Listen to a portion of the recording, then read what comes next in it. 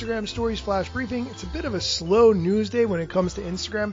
Facebook launched an app called Catch Up, which is an audio-only calling app to show you who's ready to chat. But I'm pretty sure the world does not need any more chat apps. We have enough. Thank you, Facebook. I think it's an interesting concept, but not much to talk about there.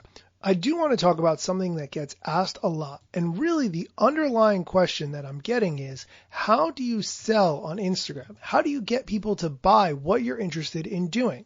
Here's how most people sell on Instagram. They use the link in the bio, which is right. They add a link in the caption, which is not clickable and not really copyable, so that's not a great idea. And then the third thing they do is the swipe up in the story link, which, as I covered over the weekend, you can now do to an IGTV video or products in your store if you have a business account, even if you have less than 10,000 followers. A better way to do it is to focus on using stories. Now, how can you use stories to sell? Stories are supposed to be fun. That's true, they are.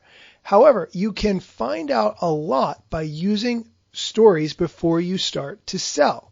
So if you use a poll, you can ask very simple questions to find out who potentially would be interested in what you're offering and what exactly they're interested in. I did a couple of polls last week to find out more about the Instagram training sessions I wanted to do over Zoom. The questions I asked were extremely basic. Number one, would you be interested in an Instagram class over Zoom? 89% of people who voted in my sticker poll put yes, please, while 11% said, nah, I'm good. Okay, that information on the surface isn't really that valuable, but if you look and see who voted, now you have an opportunity to know exactly who is very interested in what you're doing and send them a direct message. What's cool about this is that even though stories disappear after 24 hours, you still have access to the data that you use in the poll afterwards. This poll data is available in your stories archive for 2 weeks after you post the story.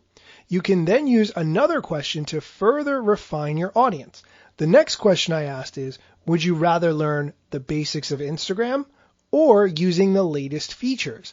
Now I can segment my audience to see who is more interested in the basics or the latest features and offer them both what they want.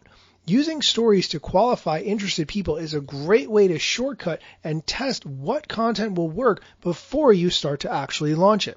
Then you can move those conversations of the interested people right to the direct message inbox, where you can send them links if you'd want them to sign up or do something else. This approach works if you're selling digital products, physical products, launching a newsletter, launching a podcast, or something else along similar lines. I'm going to be explaining this process in a training that I'm doing coming up. This week's training is going to be focused on just the different kinds of posts that you can do on Instagram and how to get posts from your computer or your Google Photos or your iCloud into Instagram. But in a future week, I'm going to be going over this exact approach and demonstrating it step by step so that you can have the same results. If you are interested in this training, send me a DM with your email address.